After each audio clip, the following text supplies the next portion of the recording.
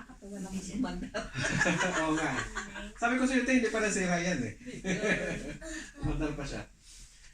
Anyway, kung naalala ninyo last week, ang pinag-aralan natin is how to become friends with God. No? Paano tayo maging kaibigan ng Panginoon? Bigyan ko kami niyan. Oo, teko, ano. May dalawang tayo last Wednesday. To become friends with God, all we have to do is yung constant communication. Na kahit saan tayo, manalangin tayo, kahit maliliit lang. Na kahit one sentence, two sentences, na pero basta yung continual, no? Na maalala. At ang isa pa na pinag-discussan natin noon, para tayo maging kaibigan ng Panginoon, kailangan natin siya makilala at hindi natin siya makilala kung hindi tayo magbabasa ng salita niya. Amen. So it's through meditation, no? Meditation ng mga salita niya. So yun yung last week, continual communication, continual prayer, at meditation. Ngayon, paano natin i-develop? Ano yun, bro? Ang lesson ngayon is paano natin ma-develop yung friendship natin sa Panginoon. No? Kasi nasabi natin last week na God desires our friendship. So kailangan natin i-develop to. May kailangan tayong gawin para tayo matawag na kaibigan ng Diyos. No? May dalawang verse, Proverbs 3:32. He offers His friendship to the godly. So yung mga kumikilala sa Kanya, ino-offeran niya ng friendship niya. No? And then James 4:8, draw close to God and God will draw close to you. Kung lalapit tayo sa Panginoon, lalapit ang Panginoon sa atin. No? So, siyempre kung close kayo ng Panginoon, may friendship dyan. No? Okay. So, yun ang pinaka-key verse natin, yung Proverbs 3:32 tsaka James 4:8. This all talks about yung friendship sa Panginoon. Okay? You are close to God as you choose to be. Kung pipiliin mo, magiging close ka sa Panginoon. Ikaw ang mamili. Nag-iintay ang Panginoon. Maraming mga tao na ayaw. Maraming mga tao na hindi naniniwala sa Diyos. Or maraming mga tao na ayaw communicate sa Panginoon. So, para sa atin na may pananampalataya sa Diyos, yung closeness natin sa Panginoon depende sa atin. Kung ano yung gagawin natin. Alam natin na andyan ang Diyos nag-iintay sa atin. Pero kung tayo ay mag-disobey sa Kanya, tayo ay lalayo sa Kanya.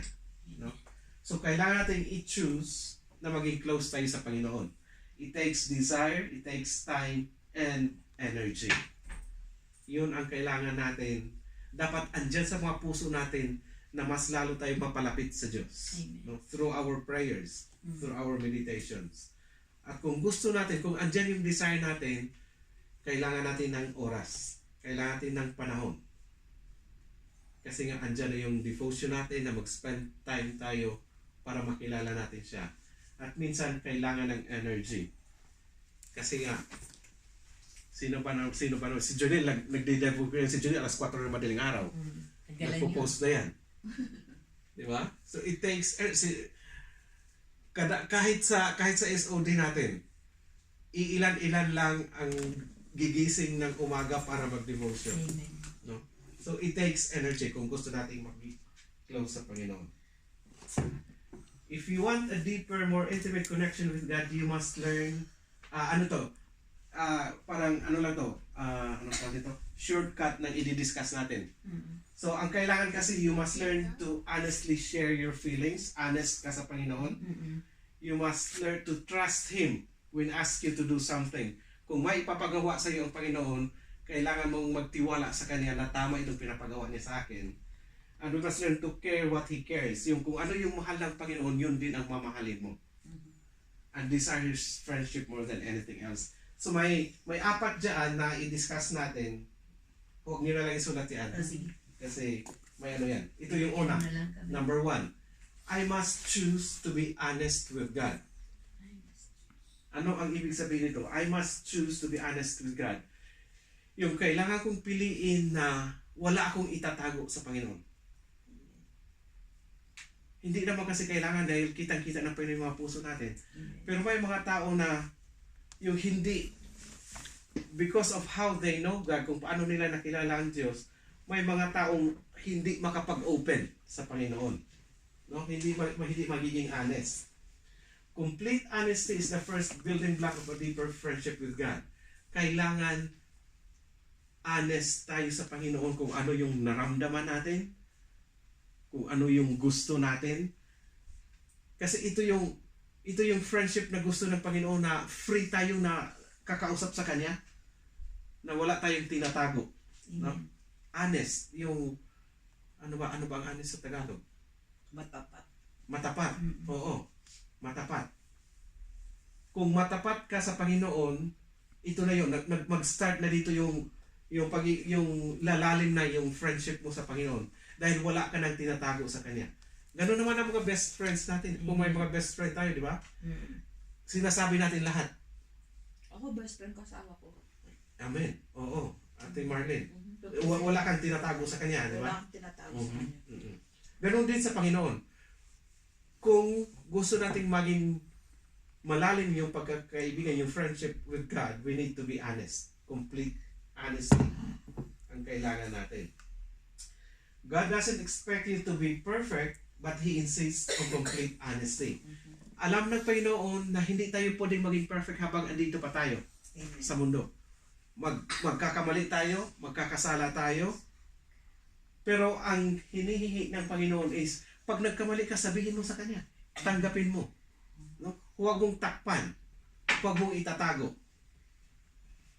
Kasi pag tinatakpan mo yon, magiging mapalayo ka lang sa Panginoon. Kasi hindi na, yung puso mo hindi na yung parang hindi na para sa Kanya. No? So alam ng Panginoon na, yun, alam ng Panginoon na tayo tao pa rin tayo na malalaglag pa rin tayo paminsan-minsan. Pero yun na lang, kung malalaglag man tayo, all we need to do is to be honest with God. Lord, nalaglag ako. Lord, nagkasala ako. Alam mo yung ginawa ko.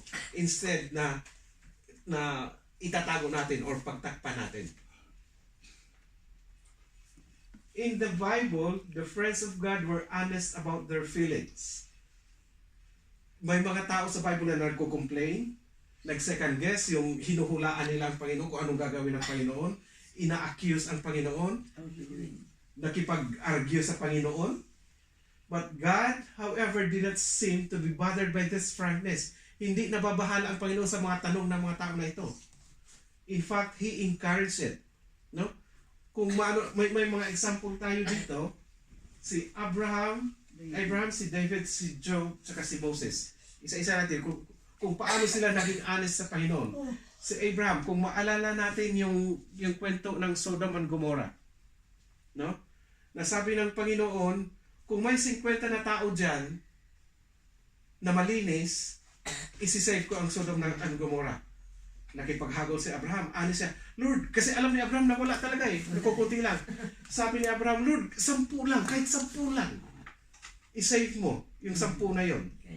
Kasi honest siya. Dahil alam niya na wala talaga, madumi na ang Sodom and Gomorrah Pero siya sa kung Panginoon siya di ba? Dapat kung anong gusto niya gawin niya. Pero ini-encourage sa Paul, sige, isabi mo kung anong gusto mo. So yun ang sinabi ni Abraham, na Lord, yung 10, kasi kilala niya si Lot, yung mga anak ni Lot, na galing sa angkan niya, di ba? So gusto niya ma-save yun. Na Lord, huwag na lang yung 50, yung 10 na lang. Si David, kung nabasa na natin ang Psalms, no? Ilan sa mga chapters ng Psalms na nagsabi si David na, Lord, bakit mo ako iniwan? Or Lord, bakit andito, napakabigat ng dalahin ko? Bakit mo ako hinayaan? Ganon ka-honest si David sa naramdaman niya. At yun din ang gusto ng Panginoon. Si Job nag-resent siya na, Lord, bakit mo ako binigyan ng ganitong sakit? Oo, ng galis. O bakit mo pinahirapan ako ng ganito? No? Honest si Job sa naramdaman niya. Kini-question niya yung Panginoon. Pero hindi siya, pinapakinggan siya ng Panginoon. Dahil alam ng Panginoon na tao pa rin. Ito, mga tao din sila eh. Kagaya sa atin. Si Moses, ano yung nangyari kay Moses? Nung nagsabi ang Panginoon dahil hindi nag-disobey na yung mga Israelites, hindi ko na kayo sasamahan. Dahil makasalanan na yung mga tao. Sabi ni Moses, Lord, kung hindi mo lang kami sasamahan, ibalik mo na kami sa Egypt. Di ba? Kasi ayaw kong pumunta sa promised land na hindi ka kasama. Napaka-honest ng puso ni Moses. Pero hindi doon nakarating sa promised land Si Moses. Oo. Kasi nga yung nag-disobey siya. Nakita niya lang yung promised land. Pinakita niya lang sa Panginoon. Kasi sa generation ni Moses, wala talaga nakarating. Yung generation na ni Joshua. Yung pinasahan ni Moses. Yung simunod kay ano. Kasi nga nag-doubt, marami mga kasalanan. Pamangkin niya si Joshua. Pamangkin ni Moses. Oo, ni Moses. So ito mga tao na ito, na example sa Old Testament, ito yung mga tao na dapat natin gayahin na huwag natin itatago kung anong naramdaman natin. Pwede natin sabihin sa Diyos kung ano yung nasa loob natin. Ini-encourage siya ng Panginoon. Mas magtampo siya kung hindi mo sasabihin yun. Kung hindi natin sasabihin kung ano yung naramdaman natin. What may appear as audacity, God views as authenticity. Ang audacity is ang ibig sabihin, yung diretso ka, yung boldness na sasabihin sa Panginoon. Pero yun, tinitingnan yun ng Panginoon na tunay. Authenticity, yung tunay na pagkakilala sa Diyos. Yung tunay na paghahangad mo na magkaroon ka ng relationship sa Panginoon. Kaya nga, ano man yung naisip mo, ano man yung naramdaman mo, sabihin na natin sa Panginoon. Huwag na natin itatago. Or huwag na natin pagtakpan. To be God's friend, we must be honest to God, sharing our true feeling. Yung tunay na naramdaman natin. Not what we think we ought to feel or say. Hindi yung, minsan kasi mag-iisip pa tayo na, sasabihin ko pa ito sa Panginoon. Di ba? Or, magustuhan kayo ng Panginoon itong iniisip ko. Yung gano'n. Pero ang gusto ng Panginoon is i-share mo na. Sabihin mo na kung ano yung tunay na naramdaman mo. Anyway, naintindihan niya naman eh. Di ba? Kung ano yung naramdaman natin. At ang benefit kasi na nakita ko din dito, pag ini-open natin sa Panginoon, mas gagaan yung pakiramdam natin eh. Di ba? Kaysa itatago natin. Or isusuppress yung feelings natin. Mas maganda na yung ilabas na, i-open natin sa Panginoon. Panginoon naman siya eh. Siya naman ang may hawak ng lahat. So yun ang gusto ng Panginoon, no? I-share na natin sa Kanya yung totoong naramdaman natin. Until we mature enough to understand that God uses everything for good in our lives, ito. Alam natin yung Romans 8:28. All things work together for good to them who loves God. Pero minsan mahirap to intindihin, lalo na pag nasa sitwasyon ka. Di ba? Pero hanggat hindi natin maintindihan, andyan yung magtatanong tayo sa Panginoon na, totoo ka ba? Totoo ba ang Diyos? Bakit ito yung nangyari sa akin? Di ba? May mga times na magtatanong tayo, magda-doubt tayo. Or may resentment tayo dahil yung mga tao sa appearance, may gusto silang baguhin sa panlabas na anyo nila. May hindi sila nagustuhan. Tatanungin nila ang Diyos na, bakit ganito yung pagkagawa mo sa akin? No? Or yung mga hindi nasagot na mga panalangin natin. Minsan kasi ito yung mga bagay na maghihinder sa atin na lalapit sa Diyos dahil nagkimkim tayo sa puso natin na, bakit ganito yung pagkagawa sa akin ng Diyos? Bakit hindi na lang ganito? Di ba? So ang sinabi kasi dito is your hidden drift. Meron ka pa sa puso mo na hindi mo na ilabas, pero yung pala ay resentment na nagpapalayo sa Panginoon. Dahil may gusto kang mangyari or may mga bagay na nangyari sa buhay mo na hindi mo naintindihan pero hindi mo binigay sa Diyos. Kaya ang sinabi doon kanina, hanggat maintindihan natin na lahat ng mga bagay na nangyari sa atin at the right time, they are for good. Nagagawin ito ng Panginoon for good. may mga bagay na sa puso natin na kailangan nating ilabas at ibigay sa Panginoon. We can ask God. Pwede tayong magtanong sa Panginoon. Pero huwag ito maging hadlang para mapalapit tayo sa Diyos. Na may mga tanong tayo sa isip natin, siguro may mga doubts tayo. May mga pagdududa tayo sa... Oo. Kung tunay ba talaga ang Diyos.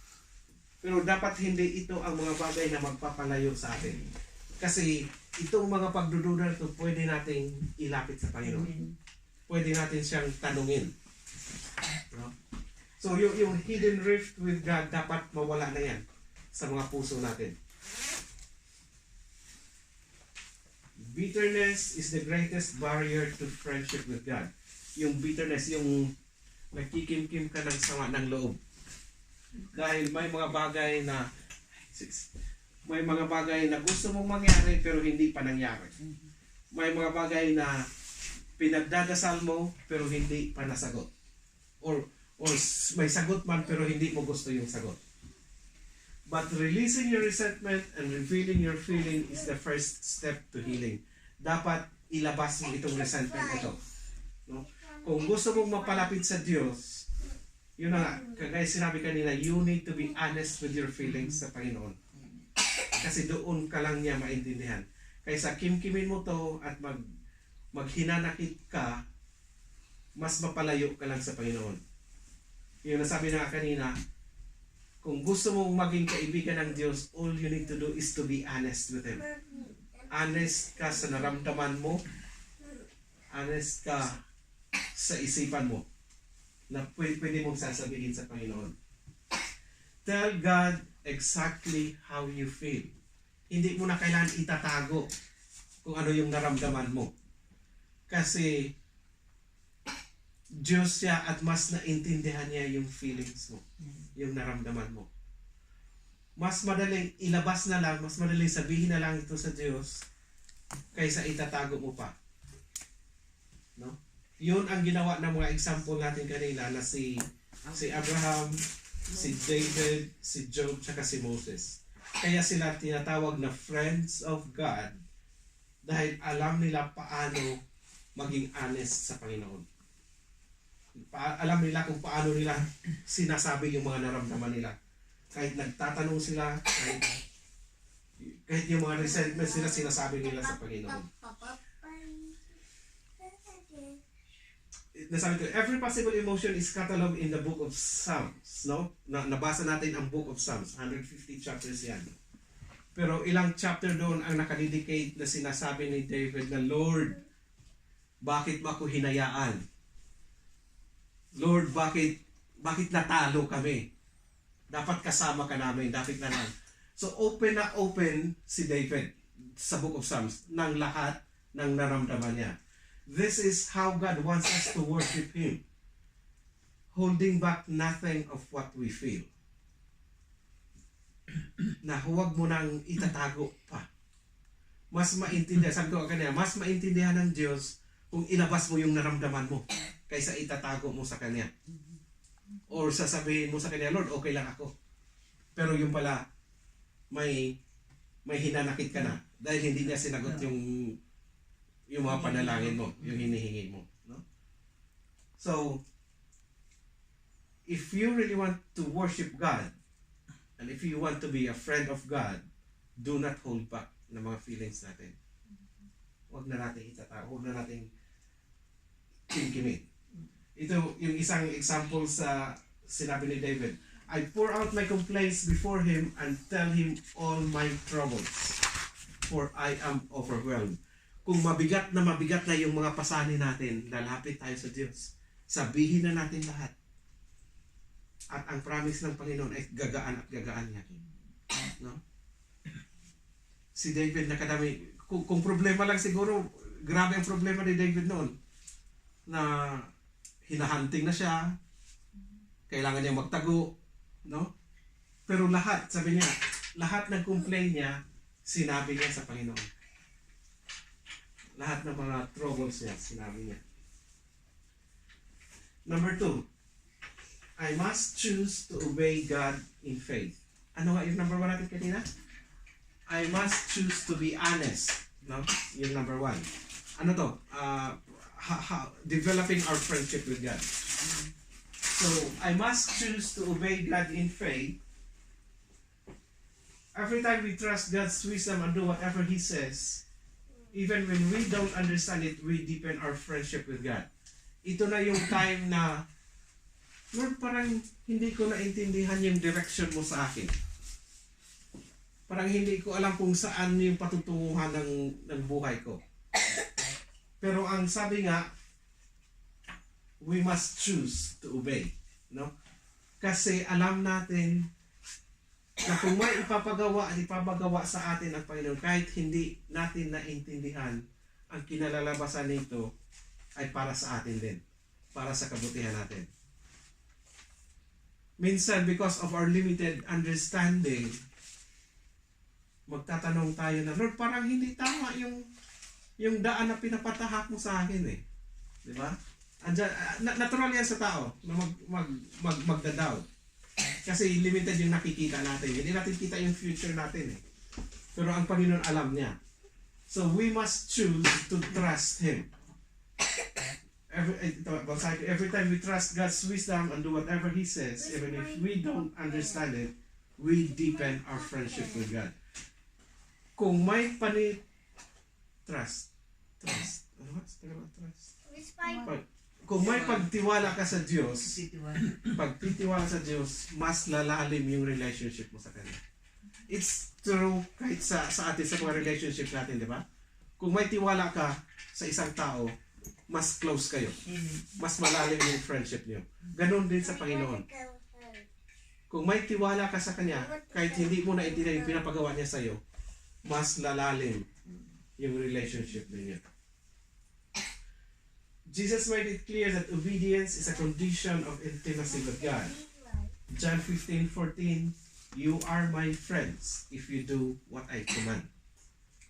Mga kaibigan tayo ng Diyos kung ginagawa natin yung mga sinasabi niya. No? And yun na nga. Obedience is a condition to intimacy. Pray kasi tayo ng pray, Lord, I want to be close to you. Lord, gusto kong malapit, gusto kong maging intimate yung relationship. Ang question ngayon is, how are we with obedience? Kung gusto natin mapalapit sa Diyos, kailangan natin mag-obey. Mag-obey sa Kanya. No? At sinabi yan sa John 15:14 na. We are friends with God, but when it comes to friendship, we are friends with God, but we are not His equals. He is our loving leader and we follow Him. Ito yung, may mga tao kasi na pag friendship, parang pantay kayo, no? Pantay yung status ninyo. Pero hindi ito mangyari sa relationship natin sa Panginoon. Kasi kahit kailan, hindi tayo maging equal sa Panginoon. Dahil Diyos siya. Ito na yung term na sinabi, we are friends of the King. No? Kahit yung mga kaibigan ni Queen Elizabeth, yun ang maging example natin. No? Mga kaibigan sila pero hindi sila equal kay Queen Elizabeth. No? But somehow yung status, hindi sila, kahit anong gagawin nila, hindi sila pwedeng maging equal. Pareho din tayo. We are friends with God, but we are not His equals. May distinction pa rin. Gusto ng Diyos na maging kaibigan tayo, maging kaibigan niya tayo, pero there is no way na magiging equal tayo sa Kanya. Tanggapin pa rin natin na Diyos siya, King siya. Pero kaibigan niya tayo. Pero huwag tayong maghangad na pantayan natin siya. Si Satanas na yun ay nag-ano noon. Naghangad na gano'n. Diba? We obey God, ito maganda, not out of duty or fear or compulsion. So sumunod tayo sa Panginoon dahil kailangan natin sumunod or dahil natakot tayo. No? But because we love Him and trust that He knows what is best for us. We want to follow Christ out of gratitude for all He has done for us. And the closer we follow Him, the deeper our friendship becomes. So yung pagsunod natin sa Panginoon, pag-worship natin sa Panginoon, hindi because napilitan tayo. Pag ganun ang nasa puso natin, makikita ng Diyos yan. At makikita rin ng mga tao yan na napipilitan ka lang. Ano ang unang indication dyan? Gumagawa ka nga dito sa church pero wala kang joy. Wala kang joy sa puso kung nagagawin yon. Bakit napilitan lang? Ganon din sa mga ano natin, sa mga bahay natin, di ba? Na maghuhugas ng pinggan pero napilitan lang pala. Ayan, nagkabasag-basag na yung pinggan. Nagdadabog na. So yung obedience natin because of our love for Him. Bakit mahal natin siya? Dahil sa ginawa niya sa atin. No? Because of what He has done for us. And dahil sumunod tayo sa Kanya out of love, andyan yung joy at andyan yung relationship natin sa Kanya. True friendship is not passive. It acts. I hope maintindihan natin ito. May mga tao nagsasabi na kaibigan ko siya.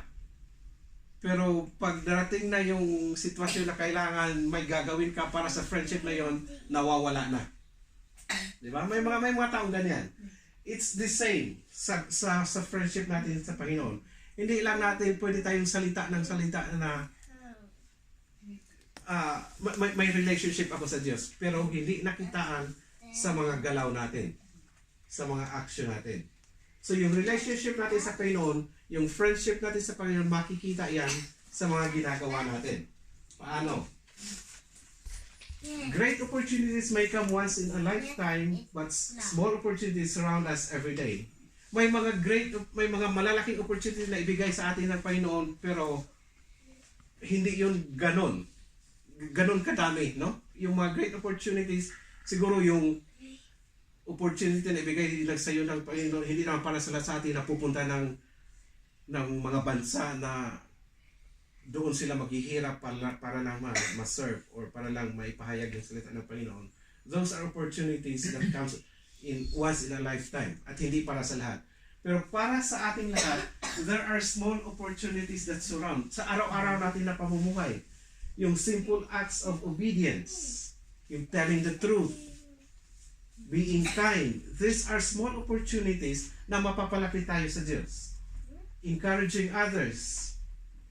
These small things bring smile to God's face. So hindi na natin kailangan maghanap pa ng malalaking opportunity na maghahangad pa tayong lahat na maging pastor o maghahangad pa tayong lahat na maging minister at ipapadala sa kung saan-saan bansa para sabihin natin mapalapit tayo sa Diyos, because God is giving us small opportunities sa araw-araw natin na pamumuhay.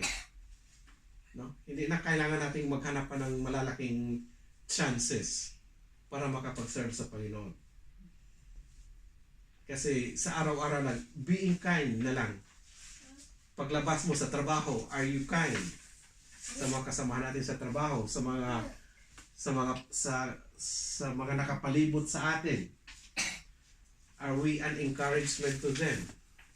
Makita ba yan sa mga buhay natin? These are small opportunities na, yun na lang, that brings smile to God's face kung magagawa natin ito. God treasures simple acts of obedience more than our prayers, praise, or offerings. 1 Samuel 15:22, what pleases the Lord more, burnt offerings and sacrifices, or obedience to His voice? It is better to obey than sacrifice. It doesn't mean yung isang extreme naman kasi dito, hindi huwag na lang pala tayo mag-pray.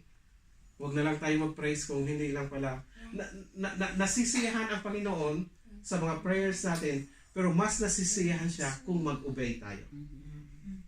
Kung ginagawa natin yung sinasabi niya. Madali kasi mag-pray eh. Madaling mag-praise at madaling ipakita sa mga tao. Pero mahirap ang obedience, ang pagsunod. Which is yun ang mas nasisiyahan ang Panginoon sa atin. Yung obedience natin. He went back to Nazareth with them and lived. Ito yung verse na ito, yung kwento ng buhay ni Jesus Christ. ito yung nag-sum up kasi maraming nagtatanong ano ang nangyari sa buhay ni Jesus Christ after nung nasa temple siya na nakipagdebate siya sa mga priest, saka yung 30 years old na siya na nag-start na siya ng ministry niya. Walang elaborate na discussion or na account kung ano yung ginagawa ni Jesus Christ between those years, no? Wala kang makikita kung ano yung teenage years ni Jesus Christ. Pero ito, yung years na yun, itong verse na ito ang nag-sum up. Kasi ito yung hinaharap na siya dahil nagpaiwan siya sa sa temple. Tapos nauna na pala sila Mary at Joseph. Tapos asa si Jesus? Ba't natin kasama? So binalik kanila. So ito yun. He went back to Nazareth with them and lived obediently with them. So all those years, sa 10 years ni Jesus Christ, until 30 years old na nag-start siya ng ministry, he lived his life obediently sa mga magulang niya. So ito lang yung, sa buong Bible, ito lang yung description kung ano yung ginawa ni Jesus Christ between teenage tsaka 30 years old. No? Living obediently with them. Isang phrase lang yan pero napaka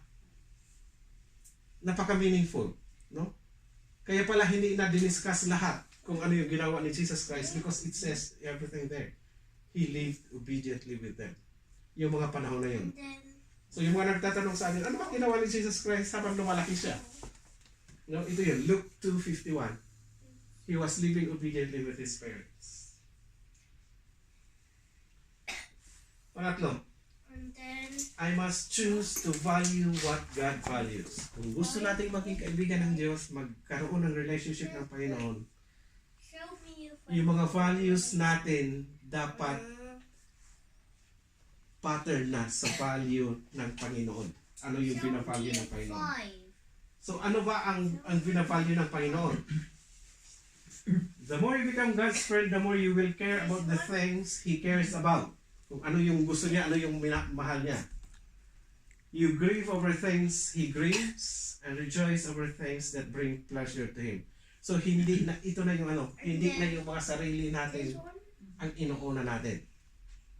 No, if you want to be a friend of God, kung gusto mo magkaroon ng relationship, dapat yung concern natin sa mga sarili natin, sa mga personal natin, pababa at pababa dahil this is being changed kung ano yung values na values ng Panginoon. And what does God care about? The redemption of His people.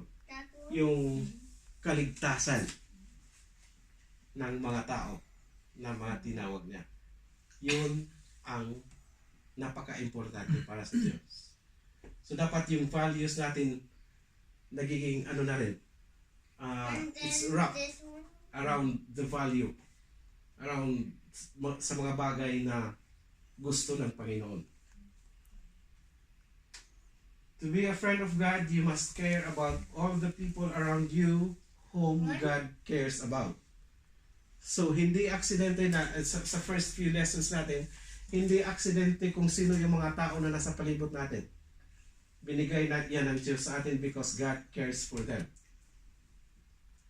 Friends of God tell their friends about God. So kung kaibigan tayo ng Diyos, sasabihin natin sa mga kaibigan natin kung sino ang Diyos. Again, ulitin ko, it's not an accident na yung mga nakilala natin, yung mga taong dumating sa mga buhay natin, kung sino sila. Pinadala yan sila ng Panginoon para masabihan natin ng pag-ibig ng Diyos. No? Because God cares about them, we should care about them as well. Na may parating natin yung pag-ibig ng Diyos sa kanila. Number 4, ito yung last. I must desire friendship with God more than anything else. So, ito na yung pinaka-importante kasi. Sabi ni David, the thing I seek most of all is the privilege of meditating in His temple, living in His presence every day of my life, delighting in His incomparable perfections and glory. Si David na king, na hari, ito pa rin yung naging desire niya. kung ano-ano na yung mga blessing na natanggap niya sa buhay. Ilan ang asawa niya, mayaman siya, may mga anak siya. Pero of all those things, ang hinahangad pa rin niya is ang Panginoon. Hindi nababawasan yung desire niya to know God, no? Sa mga nangyari sa buhay niya. Which is difficult sa mga tao ngayon dahil maaangat lang ng konti sa buhay, nakalimutan ng Diyos. No? Nagbago na ang ugali. Hindi mo na ma-reach. Kasi kung ano may mga magagandang no? Pero David is a friend of God. Kaya siya friend of God because of all the good things na nangyari sa buhay niya. Mas importante, ang pinaka-importante para sa kanya is yung relationship niya sa Panginoon. And ito pa isang sinabi niya, your love means more than life to me. Sinabi niya sa Panginoon, yung pag-ibig mo ay mas importante kaysa buhay ko. At may isang sinabi pa ito kay Paul sa New Testament. My determined purpose is that I may know Him, na makilala ko siya, that I may progressively become more deeply and intimately acquainted with Him, perceiving and recognizing and understanding the wonders of His person more strongly and more clearly. Si Paul na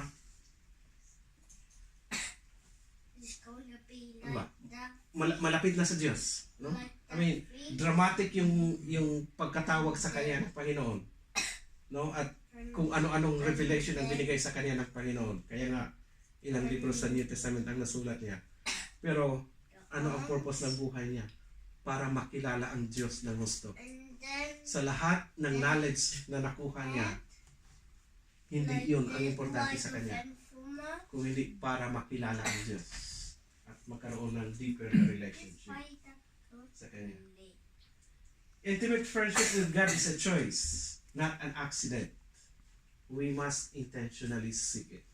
Sa lahat ng mga tao na discuss natin kanina, pinili nila na maging malapit sa Diyos. They choose. No? Kasi nga, hindi accident na mapalapit tayo sa Diyos. Kailangan mamili tayo. Kailangan piliin natin na mapalapit tayo sa Diyos. Paano yun? Na-discuss na natin. No? Prayer, meditation, obedience sa Panginoon. Ito, sa mga matagal na mga Kristiyano, this is common. Na the time na na-convert ka, the time na nagsuko ka ng buhay sa Panginoon, naging passionate ka. Pero after 1 taon, 2 taon, bumababa yung passion sa Panginoon. To the point, minsan, na nawawala na yung desire mo to know God. Kaya yung question doon is, naiwan na ba natin yung passion ng una nating nakilala sa Diyos? Yung first love, no? Kung i-imagine natin yung first day na nakilala natin ang Diyos, kung gaano tayo kainit. Diba? Minsan, marami rin ako nakilala kahit mga anak ng mga pastor na nakasama ko na nawala yung init ng pag-ibig sa Diyos. Dahil iba na ang nakikita, iba na ang nagiging focus. Hopefully, hindi mangyari sa atin, or kung mangyari man yun sa atin, which is not impossible na mangyari, pero andyan pa rin sa mga puso natin na babalik at babalik sa Panginoon. No? Kasi ang sinabi nga dito, ito muna. Kasi ito rin, sa mga Kristiyano, yung if we're just going through the motions spiritually, it does not be surprised when God allows pain or yung mga Kristiyano na, okay, dahil Kristiyano ako, pupunta ako sa church on Sunday, magde-devotion ako. Yung parang, kasi, yun ang ina-expect sa atin na gagawin natin. No? Pero hindi yun ang gusto ng Diyos eh. Ginagawa natin, pero hindi natin gusto yung ginagawa natin. Yung iba para lang makita na ginagawa natin. No? So it is the time, huwag na lang tayo, sabi doon, huwag na lang tayo ma-surprise kung i-allow ng Panginoon na magkakaroon tayo ng mga problema. Bakit? Kasi pain is the fuel of passion. It energizes us with intensity to chase that we don't normally possess. Parang kailangan ng Diyos na bibigyan ka ng problema para maalala mo siya. Para babalik ka sa Kanya.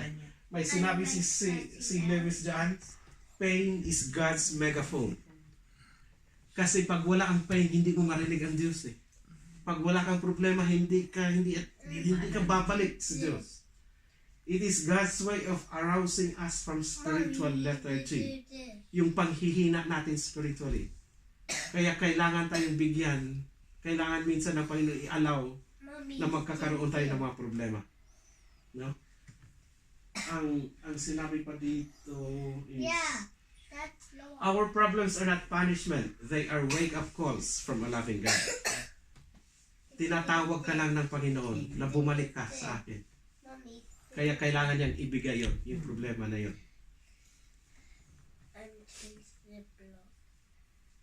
Jeremiah 29:13, when you get serious about finding me and want it more than anything else, I'll make sure you won't be disappointed. Sabi ito ng Panginoon kay Jeremiah. Kung magiging seryoso lang tayo sa relationship natin sa Panginoon, hindi tayo ma-disappoint. Kung yung closeness and relationship natin sa Panginoon is yun ang priority natin, hindi tayo ma-disappoint. There is nothing, absolutely nothing more important than developing a friendship with God. This is our most important relationship. Yung relationship natin sa Panginoon, dapat ito yung pinakauna. Susunod at susunod kasi yung relationship natin sa ibang mga tao. Pero pag nauna natin yung relationship sa ibang tao kaysa Diyos, andyan na yung magka-problema na tayo. Dahil sa iba na natin hinahanap yung kapangyarihan ng Diyos. Instead na uunahin natin ang Diyos, then pag nauna kasi natin ang relationship natin sa Panginoon, yung relationship, alam na natin kung ano ang gagawin natin sa mga relationship natin pababa from God. Sa mga asawa natin, sa mga anak natin, sa mga kaibigan natin. Kung intact yung relationship natin sa Panginoon, strong tayo to face at equipped tayo to face yung relationship sa relationship natin sa Panginoon. Again, our relationship with God is the most important relationship that we can have. 1 Timothy 6:21. Some of these people have missed the most important thing in life. They do not know God. Ito yung namimiss ng maraming mga tao. No? Dahil hindi nila nakilala ang Diyos. So wala silang relationship. Okay, in closing, wrap up lang to sa lesson natin. I am as close to God as I choose to be. Kung i-choose ko na maging close sa Panginoon, maging close ako sa Panginoon. No? It is your choice. It is your decision. Then yung verse sa James 4:8, draw close to God and God will draw close to you.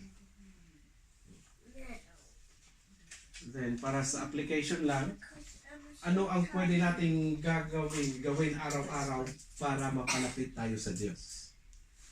Which I leave it all to you. Paano niyo sasagutin yun? Kasi personal na magiging decision ninyo. Okay? So yung last two lessons natin is about friendship with God.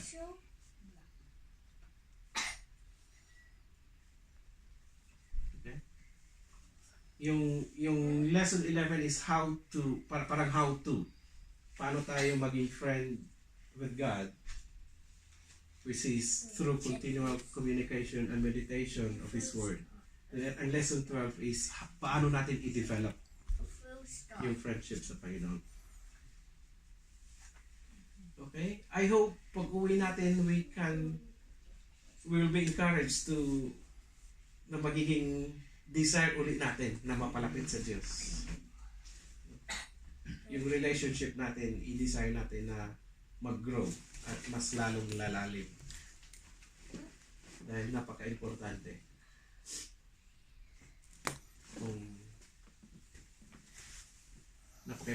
na magkakaroon ng deeper relationship sa Panginoon sa mga buhay natin. Okay, sumubra pala ako. Sabi ko 5:30 lang eh. Hanggang 45 minutes. 45 minutes. Stop na. Anyway, I hope may natutunan tayo sa hapon na ito. It's all about friendship with God. Di naman.